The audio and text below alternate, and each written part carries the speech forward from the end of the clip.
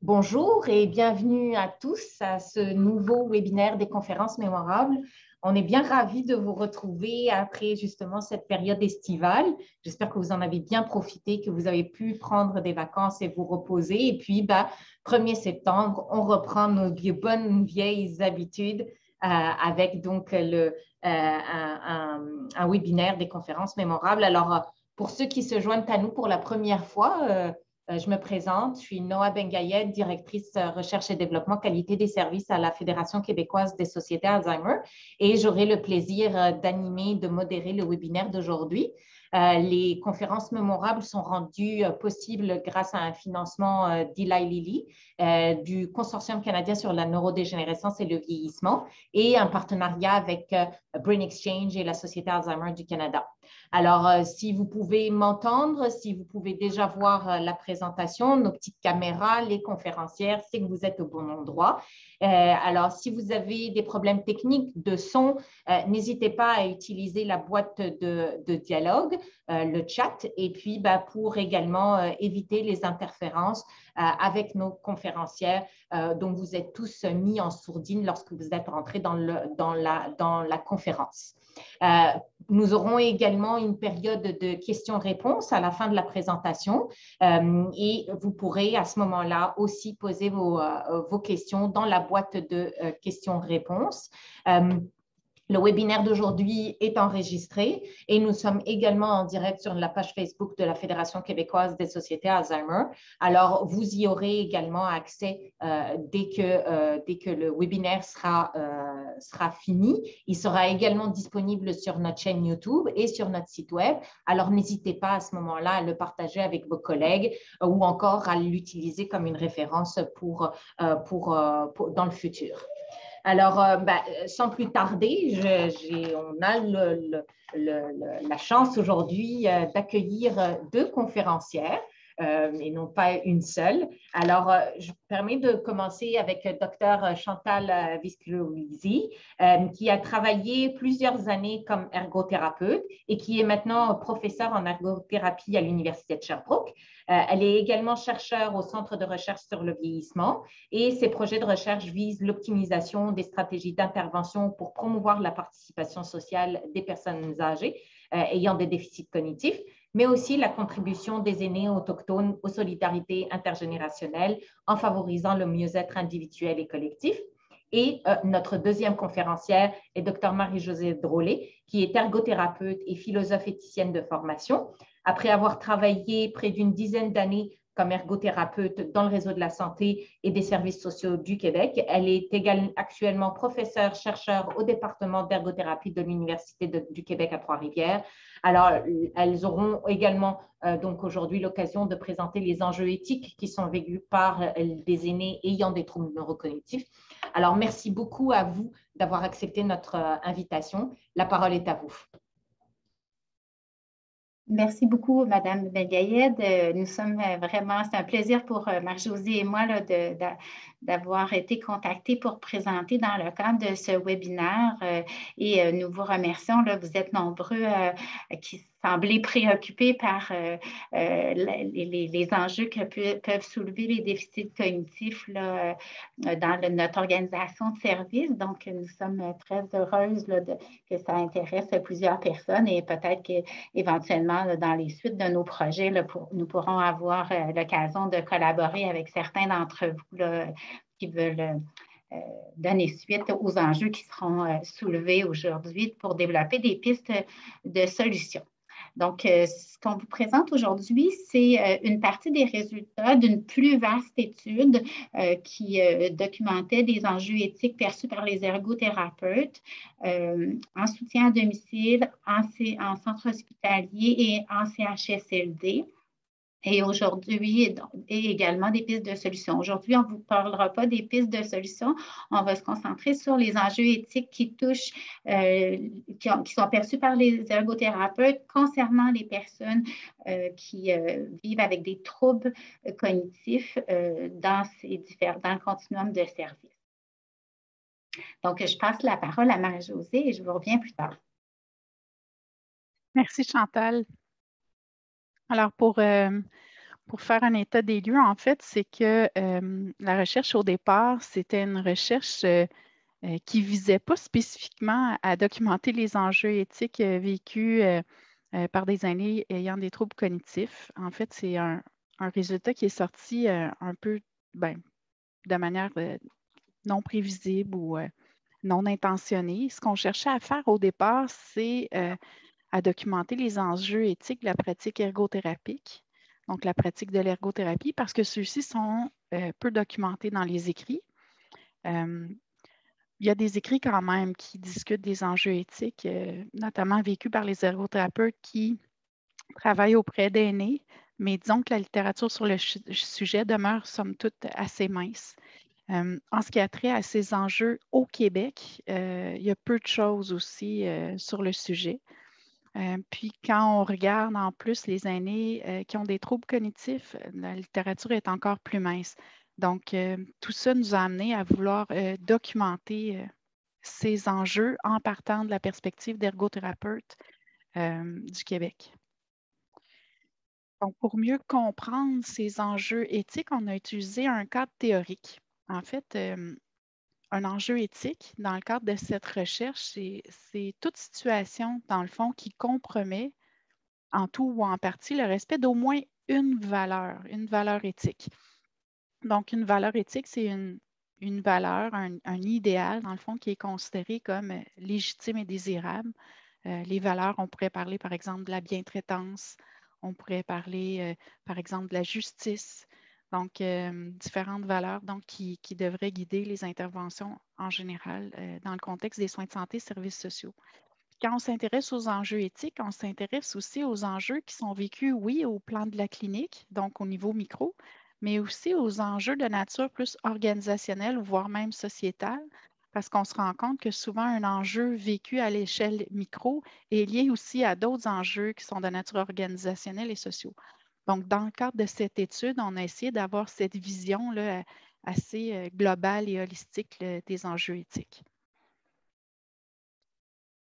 Pour parvenir à documenter ces enjeux, comme toute recherche, on s'est donné des méthodes qui sont considérées comme valides là, pour répondre à nos questions de recherche. Quand on fait des recherches dans le domaine de l'éthique, étant donné que l'éthique touche aux valeurs ou s'intéresse aux valeurs, les devis de nature qu'on dit qualitatifs sont souvent recommandés. Dans le cadre de cette recherche-ci, on s'est inspiré d'un devis qu'on appelle phénoménologique. Pour le dire simplement, on a rencontré des ergothérapeutes dans le cadre d'entrevues individuelles semi-structurées. Ces ergothérapeutes ont été recrutés avec l'aide de l'Ordre des ergothérapeutes du Québec. Il y a un courriel qui avait été envoyé aux ergothérapeutes en 2015. Vous allez voir que les résultats qu'on vous présente aujourd'hui ont été collectés en 2016. Pourtant, on a l'impression qu'elles viennent tout juste d'être collectées, dans le sens que les réalités qui ont émergé sont toujours présentes aujourd'hui, les enjeux éthiques dont on va vous parler. Les entrevues ont été faites auprès de cliniciens et de gestionnaires, donc qui sont ergothérapeutes au sein du réseau de la santé, et comme Chantal le disait, là, dans tout le continuum des soins à domicile jusqu'en CHSLD. Les entrevues variaient là, entre 60 et 90 minutes. 90 minutes. Il y a eu quelques exceptions, il y a eu des entrevues plus longues que ça, mais en général, c'était autour de ça. On a été 3 analystes à faire les analyses là, des verbatims, c'est-à-dire des entrevues qui ont été construites. Puis évidemment, une certification éthique a été obtenue là, avant de débuter la recherche. Alors, 70 ergothérapeutes ont pris part à la recherche. Parmi ces ergothérapeutes, 50 étaient des cliniciens, 20 étaient des gestionnaires, la plupart étaient des femmes et elles avaient donc ces participantes et participants un âge moyen de 39 ans. De manière plus détaillée, 40 ergothérapeutes travaillaient en soutien à domicile, 7 au privé, 5 dans des unités de réadaptation fonctionnelle intensive, 22 en centre hospitalier et 21 en CHSLD. Donc, je te cède la parole, Chantal. Donc, lors des analyses des de toutes ces entrevues-là qui ont été réalisées par les ergothérapeutes, si on a extrait les enjeux qui étaient documentés par rapport aux personnes qui vivent avec des troubles cognitifs. Et ces enjeux-là touchaient des valeurs de sécurité, d'autonomie, de confidentialité, de bien-traitance et aussi liés à l'intimité. Donc, on va vous présenter des extraits de verbatim qui illustrent les enjeux vécus et qui pourraient orienter des pistes de solutions pour répondre, pour prévenir ces enjeux-là ou en tout cas tenter d'y répondre et assurer un meilleur service pour les aînés qui vivent avec des troubles cognitifs tout au long du continuum de service. Donc, la première valeur qui semble ressortir et qui fait l'objet d'enjeux, donc, est la sécurité. Donc, elle est omniprésente dans notre système et elle vient très fréquemment, pour ne pas dire presque toujours, primer sur d'autres valeurs qui parfois briment les aînés et engendrent un malaise chez les ergothérapeutes. Donc, l'ergothérapeute a pour mission dans sa profession de soutenir l'autonomie des personnes, mais cette omniprésence de la valeur de sécurité à tout prix vient contraindre ce rôle-là de l'ergothérapeute et l'actualisation de l'autonomie des personnes aînées, notamment celles qui vivent avec des troubles cognitifs.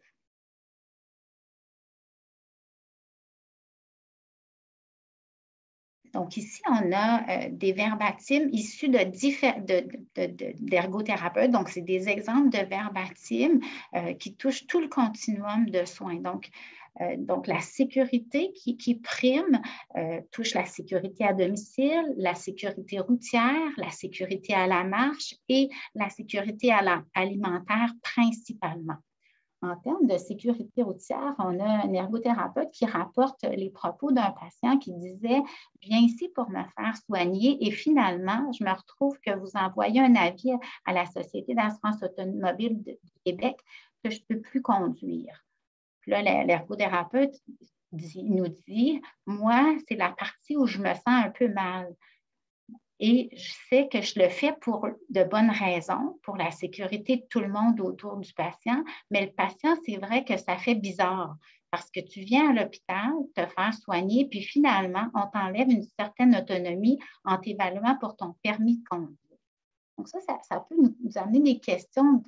Est-ce que c'est le meilleur lieu pour, par exemple, pour évaluer quelqu'un quand on est hospitalisé? Est-ce qu'on peut vraiment voir son potentiel au niveau de la conduite automobile? Est-ce que c'est le meilleur moment pour le faire? Est-ce qu'on devrait revoir ces pratiques-là comme pour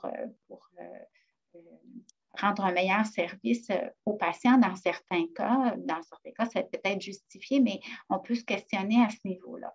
Au niveau de la sécurité à domicile, donc une ergothérapeute travaillant en soutien à domicile dit « En évaluant le monsieur, j'arrive à des observations qui me laissent croire qu'il a quand même assez de capacité pour prendre une décision qui le concerne, qu'il a tous ses droits de retourner à la maison, mais comme les cas d'aptitude sont gérés par les travailleurs sociaux et les médecins, j'ai senti qu'on avait laissé de côté ma vision de la chose, puis qu'on est allé vraiment dans le chemin qui était prévu à l'avance, sans respecter mes observations cliniques. » Donc, dans l'évaluation de l'aptitude et de la capacité de la personne à participer aux décisions qui la concernent, le rôle de l'ergothérapeute est important, puis on le voit ici, puis donc l'implication de la famille également.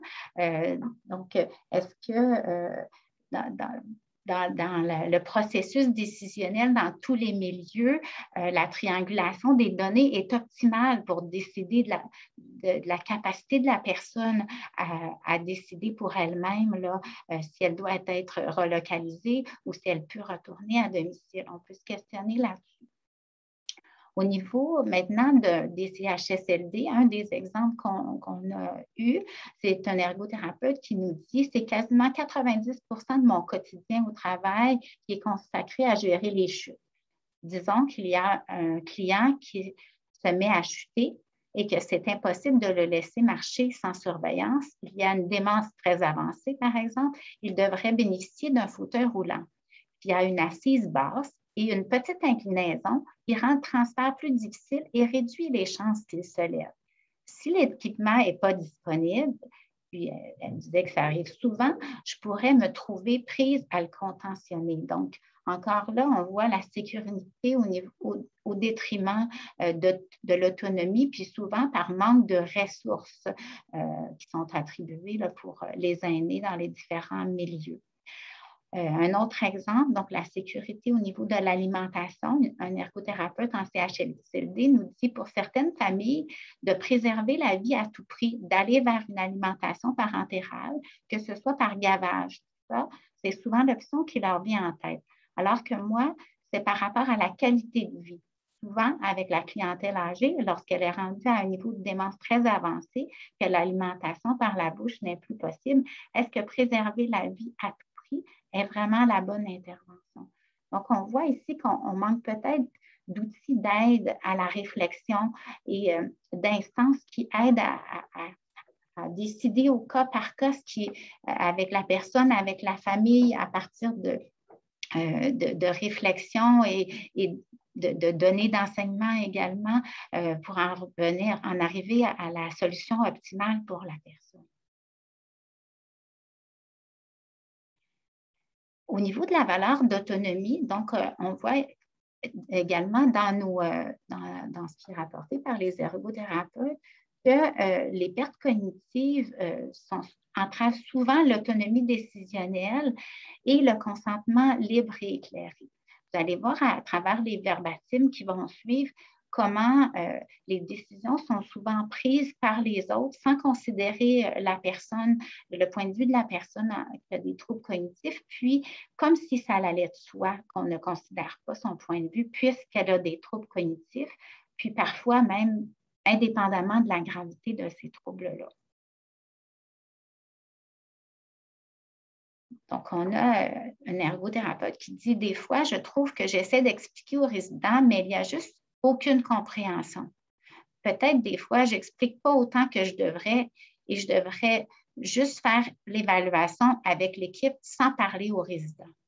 Je trouve ça difficile parce que oui, la personne est incapable de communiquer, puis même on a des doutes si elle peut comprendre qu'est-ce qui se passe. Mais je me sens mal car c'est un peu comme si on traitait la personne comme un objet. On prend des mesures, on fait des planifications, puis on n'explique pas trop aux résidents. Donc, ici, on voit que peut-être que sur les façons de communiquer, de communiquer avec la personne, d'aller chercher au minimum sa perception des choses, ses valeurs, d'aller voir qu'est-ce qu'elle aurait décidé auparavant avec la famille. Donc, on est limité à ce niveau-là. Pour une autre personne, un ergothérapeute dit, si une personne âgée, même si elle est inapte, même si elle est démente, puis qu'elle a des troubles cognitifs, si elle exprime « détachez-moi, je suis prisonnière, détachez-moi », bien, je trouve que ça a tellement de poids que des fois, il faudrait les écouter un petit peu plus, les personnes âgées. Écouter ce qu'elles disent, même si elles sont démentes, même si elles ont des troubles cognitifs. On en parle souvent pour les enfants de comment aller chercher le consentement libre et éclairé. J'ai l'impression que c'est un peu négligé pour les personnes âgées, alors que cela a tout autant de place. Donc, on voit encore ici qu'on manque de moyens, que devant des refus catégoriques, on ne réagit peut-être pas toujours de la même façon, qu'on ne comprend pas nécessairement le besoin derrière la personne et qu'on prend des méthodes qui briment les besoins sans comprendre et répondre aux besoins qui est exprimé par la personne et qui est difficilement exprimé, mais qu'on pourrait essayer de comprendre davantage. Un autre ergothérapeute dit dernièrement, une dame voyait qu'elle était mal à l'aise puis qu'elle ne semblait pas trop comprendre malgré les explications. Fait que j'ai dit, OK, c'est beau, je ne vais pas vous évaluer, on ne le fera pas. C'est correct, je comprends. Je ne l'ai pas évaluée. Je me disais, non, elle ne veut pas, elle est pudique. Je me disais que j'allais trouver mes observations ailleurs pour un peu extrapoler, pour savoir un peu c'est quoi les risques ou non. Est-ce que c'est correct de faire ça comme ça? Je pense que oui. Donc ça nous montre qu'on manque peut-être d'alternatives des fois puis pour faire une bonne analyse. Puis des fois, bon, elle l'a fait cette fois-ci, mais peut-être que d'autres fois, puis d'autres ergothérapeutes ou dans d'autres circonstances, c'est pas fait. On dit on a besoin de vous évaluer, puis on ne respecte pas les limites de la personne, mais peut-être qu'il y aurait d'autres façons d'aller chercher les données pour faire une bonne analyse des risques et de l'autonomie de la personne. Aussi, souvent, les décisions sont prises à la place de la personne âgée, par l'équipe ou la famille. On ne prend pas le temps de demander son opinion, puis on décide à sa place. Par exemple, on la force à accepter des services à domicile ou d'être relocalisée. Encore ici, on voit que peut-être que si on décortiquait mieux les risques à domicile, peut-être qu'il y aurait différentes alternatives et qu'on pourrait en discuter de façon adaptée avec la personne en présentant les avantages, les inconvénients des différentes alternatives possibles.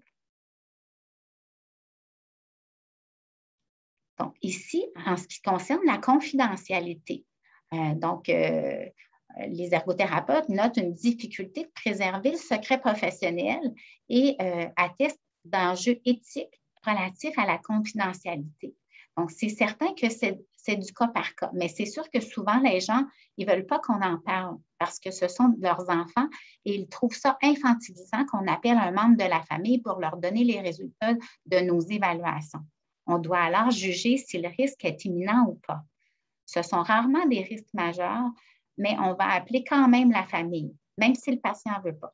Par rapport à la conduite auto, on va quand même appeler un membre de la famille, même s'ils ne veulent pas qu'on avise leur famille, parce qu'on doit s'assurer qu'ils vont respecter la recommandation de ne pas conduire. Donc, celui-là, on le vit régulièrement, comme la conduite auto ou le retour à domicile, à savoir si on avise la famille ou pas.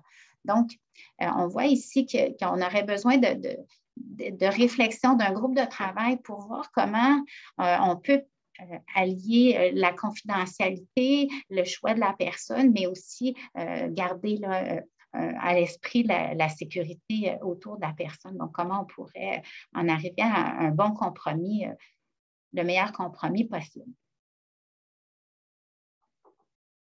On a aussi des enjeux au niveau de la bientraitance.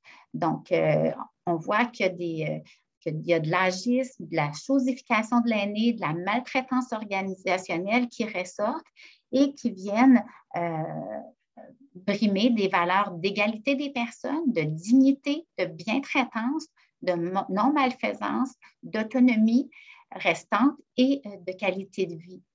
Également aussi au niveau de la signifiance occupationnelle, donc des activités qui ont du sens pour les personnes et de la pratique probante, donc de la pratique basée là, sur l'efficacité des interventions.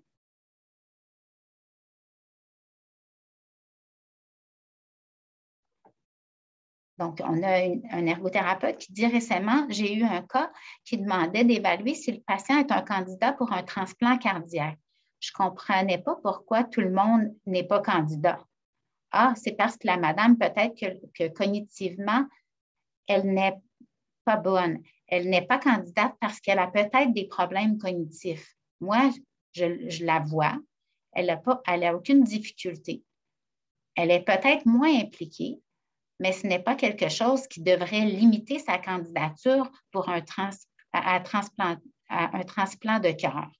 Je pense que tout le monde devrait avoir des soins égaux. Ce n'est pas un cas palliatif, alors je ne comprends pas pourquoi on laisserait mourir la dame d'une insuffisance cardiaque quand ce qu'il soupçonne, c'est d'avoir des difficultés cognitives. Donc, encore là, on voit là, comment l'agisme, le capacitisme là, intervient et peut-être qu'on aurait besoin des critères, qu'un groupe se penche sur des critères pour faire valoir les droits des personnes qui ont des difficultés cognitives. Au niveau de l'autonomie restante, faire ses soins seul, être capable de s'habiller, se laver seul, ça prend trop de temps. Donc, on ne respecte pas le rythme de la personne et on va le faire à sa place. Le portrait de la résidence que la résidence nous avait dressé par rapport à sa capacité de la miction, qu'elle était incontinente, qu'elle refusait de s'alimenter. On avait tous ces rapports qui étaient émis à la résidence. Toutefois, quand on l'évaluait, c'était une dame que si elle était accompagnée à la toilette, elle était capable de se déshabiller au complet, de s'asseoir de façon sécuritaire, d'utiliser le papier de toilette. On a essayé d'établir des routines d'élimination, de faire participer plus souvent la personne dans ses soins, mais tout ça a échoué lamentablement parce qu'il manquait de temps et donc la culture de la vitesse primait sur l'autonomie de la personne. Donc, on a mis des culottes d'incontinence à la personne. Un exemple au niveau de la non-malfaisance. Donc, il y a eu quelqu'un dans un autre centre d'hébergement qui a eu une collation qui n'avait pas la texture qui avait été prescrite. Et elle s'est étouffée et elle est décédée. Alors, pour éviter d'autres incidents, parce qu'on aimerait ça avoir un risque zéro, on a des collations dédiées, c'est-à-dire que pour cette personne-là, elle a droit à un yogourt. Monsieur, un TL, n'est pas un yogourt, c'est pas un yogourt qu'il aurait voulu, mais un petit biscuit ou un fromage. Mais je ne pourrais pas parce que je ne peux pas commander une dédiée tous les jours, car je ne l'utilise pas. Ça va être du gaspillage. On s'est donc dit qu'on va utiliser des PRM, donc la médication, au lieu d'utiliser des biscuits ou la pointe de sandwich. Donc, on voit comment la rigidité, parfois, amène non-réponse aux besoins et que ça peut engendrer des difficultés au niveau des comportements qui vont par la suite être réglés par de la médication et qui vont engendrer d'autres problèmes souvent. Au niveau de la pratique probante, on dit en ergothérapie, le nerf de la guerre avec le financement par activité. J'ai fait un projet au cours de l'année dernière qui était, dans le fond, d'amener les ergothérapeutes en pratique de première ligne, d'être capables de faire une meilleure appréciation des troubles cognitifs à domicile. Donc, pour faire une véritable appréciation, on s'entend que ce n'est pas juste une observation de 5 minutes. On a créé un guide clinique qui vient d'être déposé il y a 2-3 mois, qui donne toutes sortes de balises selon les situations. Or, faire une évaluation, un profil des AVQ, par exemple, et que ça lui prend 75 minutes, ça ne fait qu'une seule statistique. Donc, on devrait-il pas séparer sa visite en 2 fois pour avoir 2 statistiques, pour maximiser le nombre de patients qu'il voit à chaque jour? Donc, multiplier aussi les déplacements, donc voir moins de bénéficiaires pour avoir des belles statistiques pour assurer la conservation du financement. Donc, on voit comment ici, ça nuit là, à la qualité et à l'accès aux services. Donc, au niveau de l'intimité, on a un exemple ici, comment parfois les aînés peuvent être perçus comme asexués. Donc, et comment leurs besoins sont niés. Et comment peut-être de l'enseignement pourrait être bénéfique à ce niveau-là. Donc, au niveau de la sexualité, je pourrais vous en donner plusieurs. Je vais vous donner un autre exemple. Un soir, il y a un nouveau couple qui s'est formé dans une unité. Des intervenants sont arrivés. Comme dans un film, les vêtements ont été enlevés morceau par morceau en s'éparpillant jusqu'à la chambre. En tout cas, on ne sait pas s'il y a eu une relation sexuelle, mais les deux ont été retrouvés dans le même lit. Le monsieur avait encore sa conjointe, la dame n'avait plus de conjoint. Côté sexualité, c'est complexe. Les intervenants, dans leur tête, aussitôt que tu es malade, ce n'est plus un besoin. On avait travaillé avec les 2 familles. C'est sûr qu'il y a une famille qui était « non, on ne veut pas que ça se passe ». Donc, c'est complexe ces situations-là, effectivement. Et on a ici un autre exemple. Donc, on a une situation avec une dame ayant une démence. Elle est inapte et a un 2e conjoint depuis plusieurs années. Le conjoint a des besoins sexuels très, très importants qui sont probablement plus importants que la dame. Quand l'acte se passe, on n'entend rien. Sauf que par la suite à l'acte, la dame va avoir des réactions maudit cochon, il m'a fait mal. Donc, ça a été de cheminer entre c'est quoi les droits associés au conjoint, c'est quoi les droits associés au fils qui est là pour protéger sa mère, c'est quoi les droits de madame, c'est quoi l'aptitude et l'inaptitude. On n'est pas correct de laisser les relations, mais en même temps, il a fallu qu'on documente à savoir si c'était vraiment problématique avant de les arrêter. On est allé vraiment par étapes. On a fourni des tableaux pour documenter ce que madame disait après. On a rencontré le conjoint, on lui a interdit la chambre. C'était la porte ouverte. Mais monsieur était rendu qu'il se faisait faire des fellations sur le balcon. On est allé vraiment progressivement dans nos interventions parce qu'on ne pouvait pas non plus retirer le droit au conjoint. Légalement, c'était lui. On est allé pour protéger la personne. Donc, des exemples de situations complexes qui n'ont pas toujours des solutions simples, mais sur lesquelles il faut prendre le temps de se pencher, de regarder avec les personnes impliquées et de trouver la meilleure solution possible pour répondre aux besoins de chacun. Donc, je redonne la parole à Marie-Josée, puis je vous reviens plus tard. Alors, merci Chantal d'avoir présenté là, une partie des résultats. Comme Chantal le disait, là, on a essayé d'aller à l'essentiel, c'est-à-dire d'identifier les enjeux éthiques là, qui étaient les plus saillants ou les plus évidents avec les personnes âgées qui ont des troubles cognitifs. Dans nos échanges entre les membres de l'équipe de recherche, on s'est dit qu'il y a plusieurs éléments qui ressortent des enjeux. On a déjà parlé d'agisme, Chantal en a glissé un mot. Elle a nommé aussi le capacitisme. Je ne sais pas si vous savez c'est quoi le capacitisme. Le capacitisme, c'est l'idée que on aurait tendance, un peu comme c'est le cas avec l'agisme, à hiérarchiser les personnes.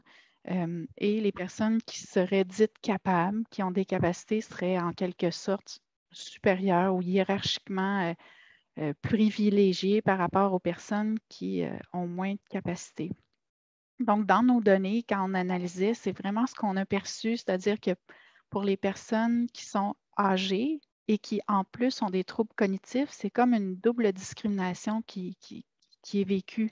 C'est-à-dire que c'est beaucoup plus difficile pour ces personnes de faire valoir leurs droits, leurs besoins.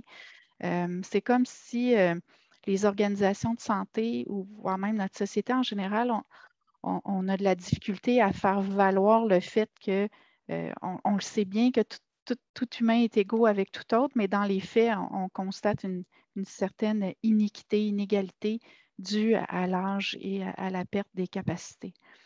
Donc, on pense que socialement, il faudrait réfléchir pour trouver des façons pour que ces hiérarchies-là soient déconstruites, pour que les besoins des aînés ayant des troubles cognitifs soient mieux répondus selon leur vision de ce qui leur ferait du bien et qui pourrait contribuer à leur santé et à leur bien-être. Donc, les résultats aussi attestent de la maltraitance organisationnelle. On en a beaucoup parlé dans le contexte de la pandémie, mais je rappelle que les données ont été collectées en 2016. Donc, puis bon, comme on avait un grand nombre de verbatims, ça nous a pris du temps à les analyser. Et nos constats ont été faits en fait depuis 1 an avant la pandémie. Quand la pandémie est arrivée, on s'est dit, mon doux, c'était déjà, on le sait que c'est présent depuis longtemps, la maltraitance organisationnelle. Mais le fait d'avoir une preuve empirique, là, que c'était déjà là en 2016, puis que les verbatims qu'on lisait étaient aussi troublants que les situations qui ont émergé pendant la pandémie, ça nous a beaucoup troublés comme équipe, de sorte qu'on s'est attelé, on est en train de développer un outil pour repérer, dénoncer, contrer la maltraitance organisationnelle auprès des aînés au Québec, puis de même que l'agisme et le capacitisme. Bon, évidemment, là, c'est un éléphant dans la pièce, mais comment on va faire pour l'éliminer? Ça va être, donc, on espère qu'on va pouvoir avoir des outils à vous proposer bientôt. Un autre élément de discussion qui émerge, c'est ce qu'on appelle en philosophie les injustices épistémiques. Mot compliqué, mais dans le fond, qui est assez simple à comprendre. Ce qu'on s'est rendu compte, c'est que notamment avec les aînés qui présentent des troubles cognitifs, ces aînés-là vont vivre des injustices épistémiques, c'est-à-dire des injustices qui ont trait aux connaissances. C'est-à-dire que c'est une philosophe qui s'appelle Fricker qui a conçu cette notion. Elle distingue les injustices qu'elle appelle testimoniales et les injustices herméneutiques. Pour le dire simplement, une injustice testimoniale, c'est quand une personne est dévaluée dans sa capacité de pouvoir produire des connaissances ou témoigner de son vécu. Donc, c'est particulièrement le cas avec les aînés ayant des troubles cognitifs, c'est-à-dire qu'on ne va souvent pas les questionner, on ne va souvent pas s'intéresser à leur témoignage. C'est comme si leur témoignage est d'emblée dévalué, et ça de manière injuste. Donc, c'est une injustice épistémique de nature testimoniale. Et l'injustice épistémique de nature herméneutique, c'est l'idée que quand on vit une certaine réalité, en tant qu'humain, on peut avoir de la difficulté à en parler parce qu'on ne trouve pas les mots justes, parce qu'il n'y a peut-être pas les connaissances qui ont été produites jusqu'à maintenant avec du vocabulaire, tout ça qui nous permet de trouver les bons mots pour dire ce qu'on vit. Hein, donc, les personnes âgées qui ont des troubles cognitifs peuvent non seulement avoir de la difficulté à s'exprimer, mais à trouver les mots justes pour parler de leur réalité. Par exemple, peut-être que le mot juste, c'est de parler d'agisme, mais peut-être qu'ils ne connaissent pas encore le mot parce que ce mot-là n'existait pas quand ils étaient plus jeunes, par exemple. On sait que la première personne à avoir vraiment conceptualisé l'agisme, c'est Simone de Beauvoir. Donc, c'est un ouvrage qui s'appelle La vieillesse, qui a été écrit il y a 51 ans. Mais même elle, elle n'a pas utilisé le mot agisme dans son ouvrage. Donc, c'est un mot assez récent. Et c'est encore plus le cas pour le mot capacitisme. Donc, c'est un exemple d'injustice épistémique, ce qui fait en sorte que souvent les décisions sont prises à l'insu des personnes sans les consulter et sans valuer leurs paroles, valoriser leurs paroles. Donc, tout ça nous amène à un constat que vieillir au Québec, c'est pas nécessairement évident. En fait, vieillir au Québec, on pourrait parler du monde occidental en général. Pourquoi? Parce que ça se réalise souvent dans un contexte, comme on le disait, d'agisme et capacitisme, ce qui est lié à de la stigmatisation puis aussi à de la discrimination à l'égard des personnes aînées, d'autant plus quand elles ont des troubles cognitifs. Et cet agisme-là, ce capacitisme-là, ce qu'on a perçu dans nos résultats, c'est que ça contribue aux situations de maltraitance organisationnelle qui sont vécues par plusieurs aînés au Québec. La maltraitance organisationnelle, c'est une forme de il y a 7 formes de maltraitance, comme vous le savez peut-être, et la maltraitance organisationnelle, c'est une des formes de maltraitance. C'est celle qui est liée à des processus organisationnels qui sont mis en place en théorie pour répondre aux besoins des aînés, mais qui, paradoxalement, amènent des effets pervers qui viennent bafouer la valeur qu'est la bientraitance et même un ensemble d'autres valeurs. Donc, c'est des processus organisationnels qui ont des effets là, non voulus, si on veut. Et tout ça, donc l'agisme, le capacitisme avec la maltraitance, occasionne aussi des injustices, comme on l'a vu, là, qui sont liées à la capacité des aînés de pouvoir contribuer par eux-mêmes aux décisions qui les concernent en premier lieu. Et là, on se disait comme équipe, OK, il semble y avoir, c'est pas nécessairement que les intervenants font mal les choses, mais qui sont mis dans un contexte tellement difficile qui fait en sorte que tout ça se produit, c'est-à-dire qu'il arrive des enjeux éthiques. Donc, on dénonce depuis longtemps le manque de ressources. Donc, c'est un fait, il y a des manques de ressources. Mais il y a aussi une culture organisationnelle qui s'est installée au fil du temps, notamment là, depuis les années à peu près 70, là, depuis un petit peu plus qu'une quarantaine d'années, à savoir une culture de vitesse et de performance. Pour ceux et celles là, qui travaillent dans le réseau de la santé, qui sont là depuis plusieurs années, vous l'avez vu, cette culture de vitesse-là prendre de l'ampleur puis s'amplifier avec le temps. Et tout ça amène que les chiffres, que les minutes sont plus importantes, en tout cas semblent plus importantes que les personnes. C'est comme si notre système est plus au service des chiffres que des personnes, ce qui est quand même un effet pervers, là. Donc, tous les ergothérapeutes qui ont participé à la recherche dénoncent cette culture-là. Donc, une culture de vitesse, de performance, suivant laquelle il faut toujours faire plus, plus vite et avec moins. Mais on le sait bien comme intervenant de santé que pour faire bien les choses, il en faut du temps.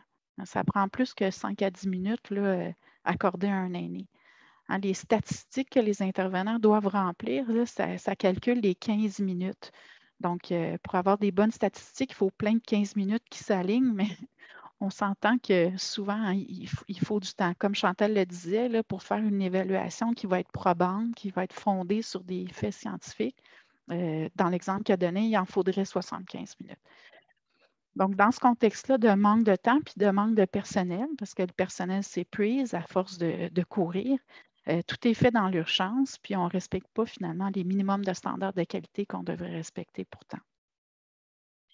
Donc, effectivement, les participants à l'étude, dès 2016, disaient que le personnel était épuisé, qu'on a de la misère à remplacer pendant les vacances, que les gens tombent en maladie, qu'ils ne sont pas remplacés, on en profite pour couper des postes, etc., etc. Donc, ceux qui restent, restent avec plus de travail, ce qui fait qu'on demande beaucoup à chacun, puis peu de moyens sont donnés là, pour réussir à bien faire les choses. Donc, tout ça fait en sorte que la gentillesse, par exemple, ou le savoir-être de base n'est pas toujours présent, puis que les aînés en viennent qu'à être traités comme des choses, comme des objets. On s'adresse peu à eux. On va se centrer sur les tâches qu'il faut accomplir là, dans notre horaire, puis les soins à donner, puis on va avoir tendance à décider pour eux parce que c'est plus rapide, là, les consulter, ça demande du temps. Tout ça s'inscrit dans un contexte sociétal beaucoup plus large qui vient expliquer à tout le moins en partie là, les résultats obtenus. Donc, le premier élément, c'est la nouvelle gestion publique. Je ne sais pas si vous avez déjà entendu ce terme, mais depuis à peu près les années 70-80, il y a une nouvelle gestion publique qui a été mise en place dans les organisations de santé. Pas seulement les organisations de santé, mais les organisations publiques en général. Donc, c'est une façon de gérer qui est très hiérarchique et très top-down, où chaque minute compte. Donc, les professionnels vont avoir des statistiques à remplir là, pour justifier qu'ils ont bien fait leur travail et tout ça. Donc, et on va créer des espèces de chaînes de soins où on va vouloir standardiser les pratiques. Ça fait en sorte que les professionnels de la santé, les intervenants en général, deviennent des espèces de petits robots au service d'une organisation. Puis l'autonomie professionnelle s'évacue petit à petit.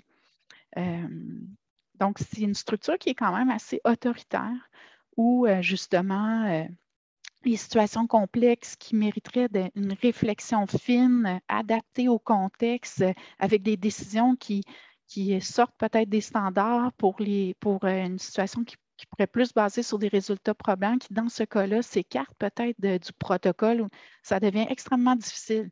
Donc, tout est en quelque sorte formaté.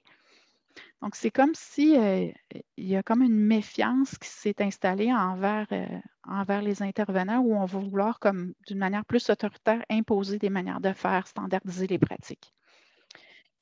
Mais tout ça engendre paradoxalement, puis ce n'est pas pour mal faire, évidemment. Là, on pense que c'est bien de fonctionner ainsi, mais ça amène au final de la maltraitance organisationnelle. Et tout ça pour respecter donc, des budgets, tout ça. En ce qui a trait au budget alloué à la santé, je ne sais pas si vous le saviez, mais plus de 90% du budget est dédié aux actes médicaux pour aux médicaments.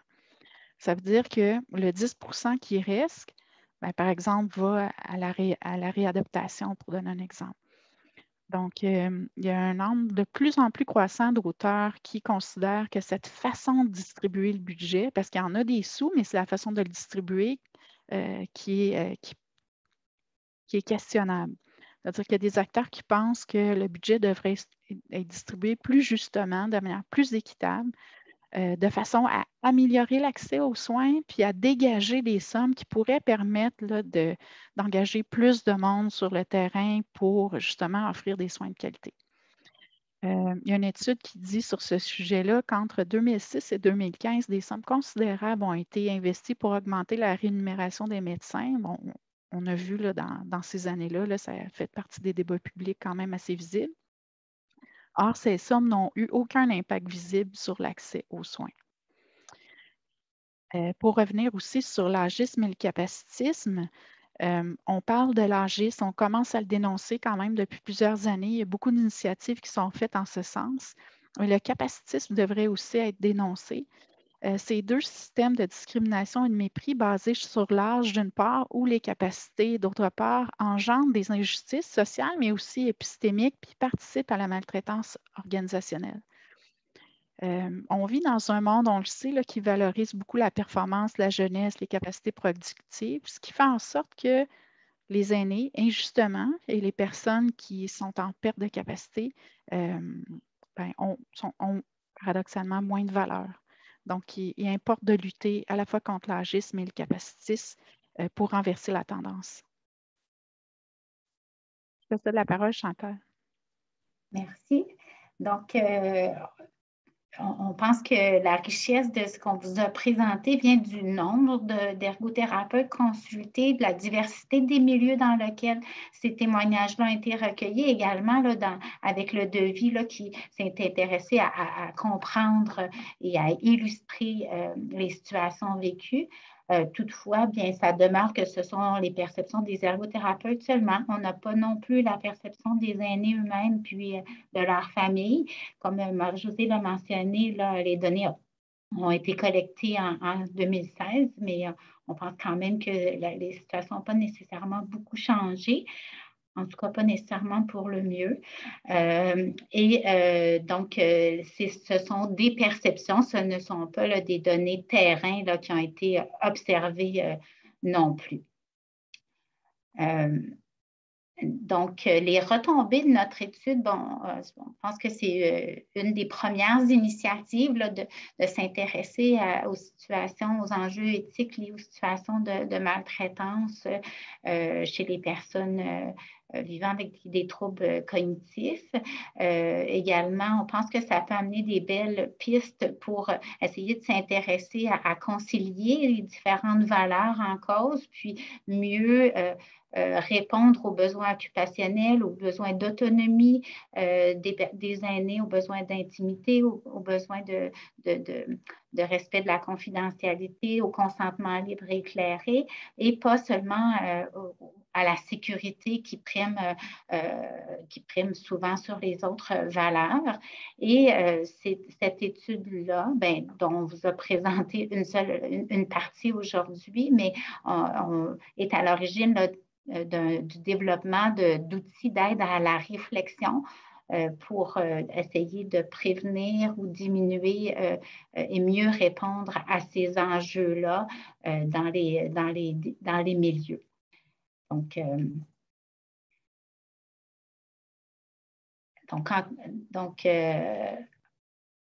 conclusion, notre étude là, avait pour objectif de documenter les enjeux éthiques de la pratique de l'ergothérapie dans le continuum de services au Québec. Puis, on voit là, que le fait de vieillir au Québec de nos jours là, peut présenter certaines difficultés, puis que le contexte de la nouvelle gestion publique dont vous a expliqué Marie-Josée, qui est liée à une culture de la vitesse et de la performance, combiné à un faible budget dédié aux aînés et à et de l'agisme et du capacitisme, nuit au mieux-être des aînés, en particulier ceux qui ont des troubles cognitifs. Et on voit qu'il y a de la maltraitance organisationnelle dans notre réseau qui nuit, oui, aux aînés, comme on l'a dit, mais également qui rend les intervenants inconfortables, qui les place dans des situations inconfortables, qui amènent même une détresse chez ces intervenants-là. Et ça, bien, ça peut être propice là, à la maltraitance envers les aînés. Donc, on voulait là, vous partager nos préoccupations à ce niveau-là aujourd'hui. Puis, en guise de conclusion aussi, on désire remercier là, les organismes subventionnaires, les participants au projet, notre équipe aussi. Là, on est 2 aujourd'hui, mais on a fait ces analyses-là avec une équipe et également là, les partenaires qui ont participé participer, là, notamment la FADOC là, qui est impliquée dans le développement d'un outil de réflexion. Donc, on serait disponible pour vos commentaires ou vos questions. Alors, vraiment, merci beaucoup, Dr. Viscogliosi, Dr. Drolet. Vous dressez un portrait très négatif de la situation. C'est des choses que nous, on entend énormément, mais là, vous venez mettre des mots sur des situations bien particulières. Vous l'avez un petit peu abordé dans votre conclusion. Vous avez effectivement présenté les enjeux éthiques que vivent les aînés avec un trouble neurocognitif, mais comment ces enjeux-là ont une incidence sur la profession de l'ergothérapie? Comment est-ce que ça entre en conflit avec justement la mission première d'un ergothérapeute, son code de déontologie, la manière dont finalement il doit agir auprès d'une personne ou d'une personne, qu'elle soit atteinte d'un trouble neurocognitif ou pas? Et justement, vous avez parlé d'anxiété, de cette culture de vitesse, de performance. Peut-être que ce n'était pas non plus aussi l'objet de votre conférence aujourd'hui pour présenter justement des solutions, des pistes de solutions, parce qu'on reste vraiment sur notre fin là. En fait, on a commencé à analyser les parties des verbatims qui discutaient des enjeux, mais ceux des solutions s'en viennent. Puis c'est souvent les articles qu'on trouve les plus intéressants parce que ça donne un petit peu plus d'espoir, puis ça nous guide vers comment mieux agir, là. C'est ça. Aujourd'hui, on est encore à l'étape de présenter les enjeux, mais on pense qu'il y en a quand même des solutions. Puis d'ailleurs, l'idée de l'outil qu'on est en train de développer avec la FADOC et la chaire de recherche sur la maltraitance, je pense que ça va être une avenue intéressante. Mais pour répondre aux impacts sur les ergothérapeutes, ce qu'on s'est rendu compte dans nos analyses, c'est que tous les ergothérapeutes vivent de la détresse éthique. La détresse éthique, c'est un enjeu éthique où l'intervenant sait ce qu'il doit faire pour bien agir, mais est contraint en raison souvent de processus organisationnels ou de barrières organisationnelles, est contraint d'agir autrement. Donc, il va agir, l'intervenant, contre sa conscience éthique. Puis à la longue, à force d'être dans des situations comme ça, mais ça contribue vraiment à son épuisement. D'ailleurs, dans l'étude qui comprenait en fait 200 ergothérapeutes, aujourd'hui, on vous a présenté le 70 qui travaillent avec les aînés. Il y a le quart des participants qui rapportent au moins une période d'épuisement professionnel, donc qui est liée à la détresse éthique. Fait que c'est quand même préoccupant. Tout à fait. Et justement, là, beaucoup des verbatims que vous présentez sont reliés à un milieu d'hébergement. Est-ce que, peut-être que c'était voulu, je ne sais pas, mais est-ce que vous avez le même ressenti de la part des ergothérapeutes à domicile?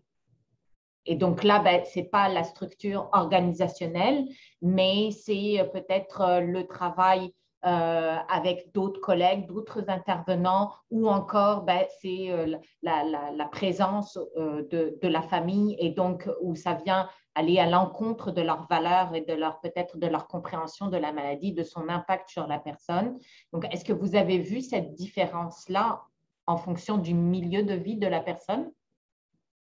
Il y a des enjeux qui se retrouvent, qui transcendent à la fois le soutien à domicile, qui sont retrouvés lorsque les aînés sont hospitalisés en centre hospitalier ou qu'ils vivent en centre d'hébergement. Puis il y a certains enjeux qui sont plus spécifiques aux différents milieux. L'alimentation, par exemple, est beaucoup plus prédominante en CHSLD qu'à domicile. Le consentement, bien qu'il soit présent partout, a une couleur quand même particulière en centre hospitalier où donc, on a un mandat, les patients doivent sortir le plus rapidement possible. Donc, des fois, ils ont un trouble confusionnel aigu qui se résorberait, mais on n'a pas le temps d'attendre. Ça se présente de façon différente. Puis, parfois, là, il y a certains enjeux qui sont très spécifiques à un milieu, mais il y avait des enjeux dans tous les milieux, là, mais qui se manifestaient différemment, là. OK.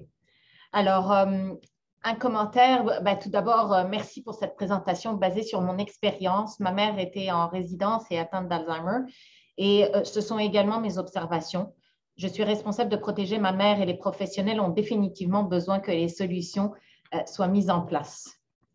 Encore un autre commentaire positif. Merci beaucoup pour la mise en situation très intéressante des outils pratiques sur les comment éviter ces enjeux éthiques dans notre pratique quotidienne, entre autres pour les ergothérapeutes, serait grandement apprécié. Donc là, je pense que l'outil sur lequel vous êtes en train de travailler serait très apprécié.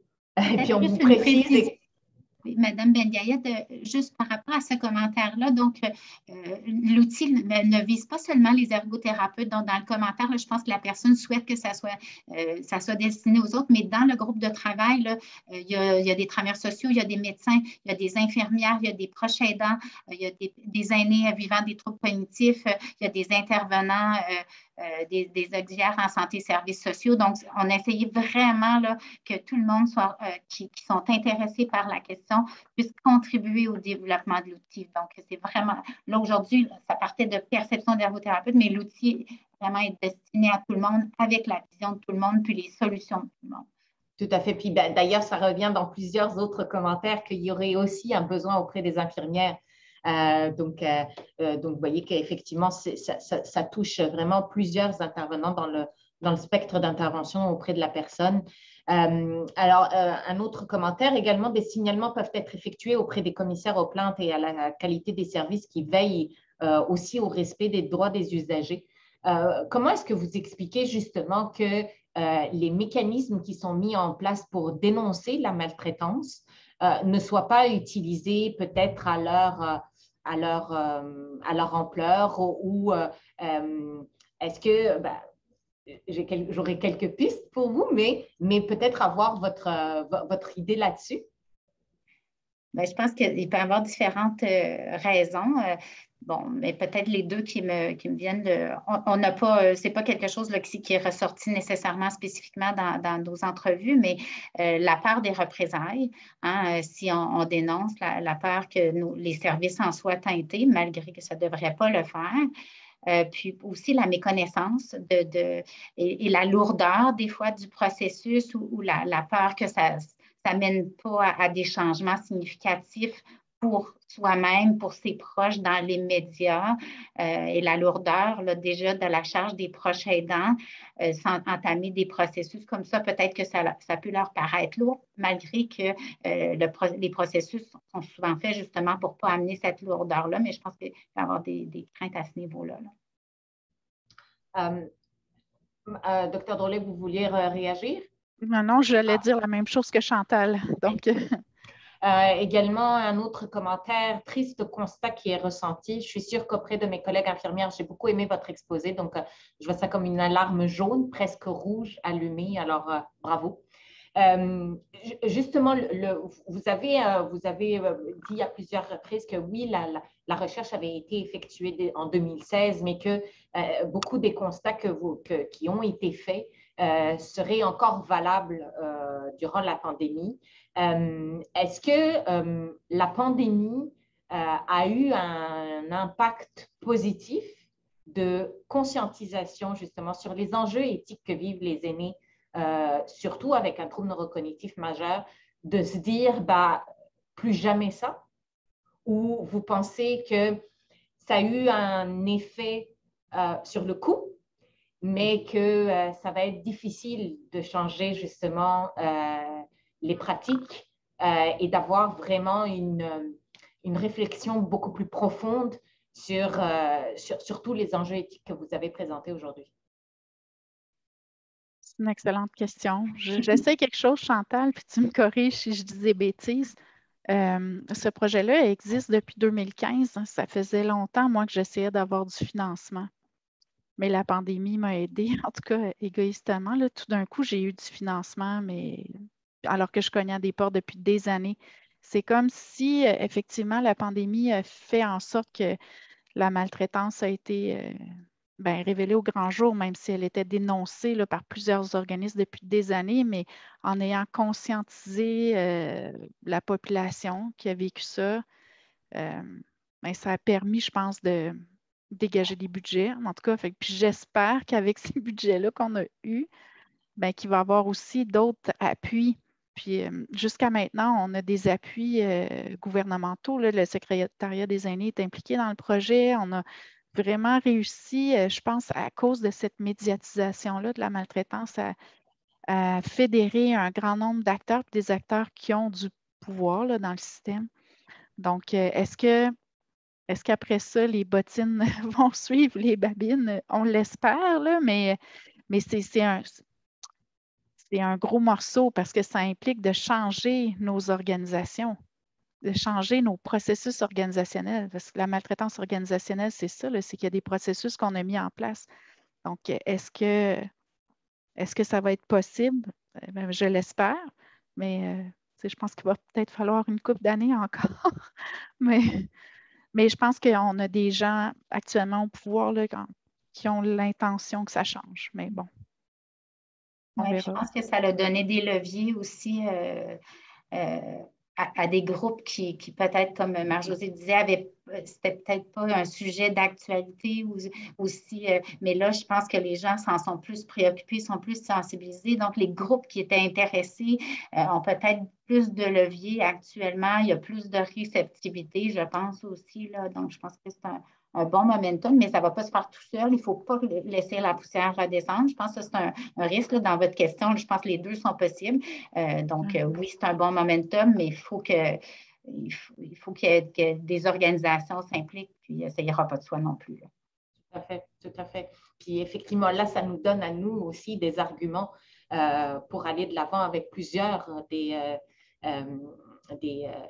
situations que l'on rencontre et puis qui sont parfois, comme vous l'avez très bien dit, là, intolérables, que ce soit pour la personne atteinte, pour la famille, pour les intervenants eux-mêmes. Alors, un autre commentaire, merci également pour ces études qui incluent des verbatims de professionnels de la santé. Ça me semble plus pertinent pour cerner les besoins que les malheureuses statistiques collectées par les institutions. Il faudrait profiter du momentum de la révision de la loi afin de mettre l'emphase sur la maltraitance organisationnelle et qui est peu visée dans la révision de la loi. Oui, tout à fait. Oui, tout à fait. Excusez-moi, là, je pense que tout le monde l'a reçu, l'alerte Amber. Donc, excusez-moi. C'est toujours un petit moment qu'on appréhende là, quand on la reçoit, quand on reçoit le courriel. En tous les cas, merci beaucoup de votre présentation. Il y aurait un enjeu éthique sur lequel j'aurais aimé vous entendre, mais je vais quand même vous poser la question, même si on a un petit peu dépassé l'horaire. Vous avez justement fait allusion à les enjeux éthiques en matière de sécurité, d'autonomie, de confidentialité, de bientraitance / maltraitance organisationnelle, tous les enjeux liés à l'intimité. Dans un contexte où actuellement il y a une réflexion et un débat sur l'élargissement de l'aide médicale à mourir aux personnes atteintes aux personnes inaptes, donc incluant les personnes atteintes d'un trouble neurocognitif. Comment vous pensez qu'une personne qui aurait donc fait valoir ou exprimer son besoin ou sa volonté d'avoir accès à l'aide médicale à mourir, que cela va être respecté le moment venu, de par justement cette notion d'inaptitude, de consentement libre et éclairé, de la possibilité d'exprimer cette volonté-là. Je pense que l'ordre a réagi à cet effet, mais justement dans ce contexte-là, est-ce que vous auriez un commentaire à faire? Ce que je pourrais dire, c'est que moi, je n'ai pas pris le temps jusqu'à maintenant de réfléchir à cette question-là, mais j'y pense depuis un moment. Je sais qu'il y a eu une étude qui a été menée par quelqu'un à Sherbrooke en philosophie s'est intéressé justement à, je pense qu'il a fait son nom m'échappe, là, je suis vraiment désolée, mais il a fait, me semble, des enquêtes auprès de personnes Alzheimer pour obtenir leur perception de la situation, c'est-à-dire que eux, comment ils voient ça. En tout cas, je serais portée à vous diriger vers ces travaux parce que c'est une question quand même complexe à laquelle je n'ai pas pris le temps d'assez bien réfléchir, mais je ne sais pas, toi, Chantal, si tu as C'est déjà très réfléchi à complexe ça. aussi, puis je n'ai pas une réponse simple non plus. Peut-être la seule chose que j'aimerais dire, c'est que je pense qu'il ne faut pas que ce désir-là de mettre fin au jour soit en lien avec l'incapacité ou en tout cas la capacité du système à répondre à nos besoins. Donc, Ouais. je pense qu'il ne faut pas que ça soit la conséquence, puis que ça contribue à, ben, pas que ça contribue, mais que le système continue à ne pas changer et à mal répondre. Ben, là, on caricature un peu, là, parce que j'ai vu un commentaire aussi que certains aînés sont bien traités aussi dans certains milieux, Oui, puis bien c'est sûr. tout à fait vrai, là. Mais il ne faudrait pas que ça soit la conséquence, ce désir de mourir-là, de non-réponse aux besoins à cause de la culture de la vitesse, à cause de la banalisation de l'agisme, du capacitisme, etc. Là. Donc, je pense et de la banalisation des besoins occupationnels des gens et de leur dignité. Là. Donc, c'est la mise en garde que je verrais, mais c'est très complexe et moi aussi, je pense qu'on pourrait renvoyer aux travaux là, dont parlait Marie-Josée. Oui, tout à fait. C'est le docteur Gina Bravo de l'Université de Sherbrooke. Mais les verbatims qui ont été recueillis étaient auprès de proches aidants de personnes atteintes et non pas les personnes atteintes elles-mêmes. Voilà. Mais ça, c'est une femme, mais moi, je référais aux Oui, travaux d'un homme. oui, justement. C'est pour ça que ça m'a un petit peu, Ouais, vous avez dit philosophe, ouais. Donc, ben, ouais. on va faire notre En tout petite cas, recherche. oui, c'est ça, parce que Il y en a au moins une autre, bref. Au moins une autre ouais, étude. il était à la maîtrise, je crois, ou au doctorat, puis je l'avais entendu dans le cadre du Festifilo. En tout cas, je ne sais pas si vous connaissez, là, il y a un festival de philosophie au printemps à Trois-Rivières. Puis j'avais trouvé ça fort intéressant. Il y avait eu une table ronde sur l'aide médicale à mourir. Il y avait Naïma Mrouni, que vous connaissez peut-être, qui est Oui, spécialiste de la question au Québec. Elle était là avec lui, en tout cas, bref. d'accord. Euh, Bon, mais parfait. merci pour la question. Puis qui sait, peut-être qu'on prendra un moment éventuellement pour un projet pour réfléchir à ça. Mais effectivement, quand on s'intéresse aux enjeux éthiques, souvent, c'est des situations négatives qui ressortent. Mais plus ça va, plus je me dis, ce serait bien aussi de demander aux participants de donner des situations où il y a des valeurs, effectivement, qu'ils chérissent, qui sont actualisées dans leur milieu. Parce que, c'est ça, on regarde les situations où il y a des enjeux. Donc, c'est sûr que c'est des situations négatives, mais bien sûr qu'il y a des aînés qui sont bien traités au Québec. Ben, juste pour justement faire un petit peu du pouce sur ce que vous venez de dire, effectivement, on a un commentaire. Ce que je vis avec mon père est complètement différent de tout ce que vous dites. Donc Ah, c'est merveilleux. là, on aime entendre Tant ça mieux. quand même. Alors, un autre commentaire, mon père souffre donc de démence. J'ai pris soin de lui pendant des années pour la gestion des finances et ses médicaments. Et du jour au lendemain, il a décidé que je le volais et le contrôlais. Il s'est plaint au CLSC et depuis ce jour, je suis tenue à l'écart. Donc, on Aïe, a aïe. finalement les deux côtés de la médaille avec des situations qui sont encore malheureusement très, très pénibles pour les familles, pour les personnes atteintes et aussi, ben, on le voit avec vous, pour les professionnels qui en prennent soin. Alors, ben, écoutez, on a dépassé. Je pense qu'on aurait encore pu continuer nos échanges. Alors, merci beaucoup d'avoir pris ce temps-là aujourd'hui avec nous. Merci aux participants justement pour vos commentaires et vos questions. Donc, le webinaire a été enregistré. Donc, vous recevrez dans quelques jours le lien pour revoir le webinaire. Il sera donc également disponible sur notre chaîne YouTube et sur le site de la Fédération. Alors, n'hésitez pas à le consulter puis à le partager. Et puis, ben, on aura également la chance, donc le prochain webinaire des conférences mémorables aura lieu le 6 octobre prochain. avec Dr. Jacqueline Rousseau, qui va vous présenter justement un outil d'évaluation de l'environnement humain et non humain auprès de la personne en perte cognitive. Alors, si vous n'êtes pas encore inscrit, n'hésitez pas à le faire. Puis, on a reçu aussi le commentaire durant la présentation. Oui, la présentation PDF sera partagée avec vous. Donc, vous recevrez un courriel de suivi tantôt avec aussi une évaluation si vous pouviez y répondre. Vos commentaires sont toujours très appréciés. Puis, ça nous prépare aussi pour la prochaine édition des conférences mémorables. Alors, merci beaucoup à tous. Merci beaucoup, Dr. Viscogliosi. Dr. Drolet, c'était un plaisir de vous recevoir avec nous aujourd'hui. Puis, merci à tous d'avoir été là. Je vous souhaite à tous une bonne rentrée et puis on se voit le mois prochain. Merci. Merci.